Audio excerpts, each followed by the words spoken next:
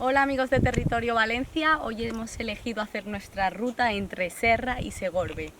Nos ha salido un día maravilloso, caluroso, con una brisa estupenda. Mirar qué vistas más bonitas tenemos por aquí. Entre estos paisajes maravillosos vamos a atravesar por la Sierra Calderona.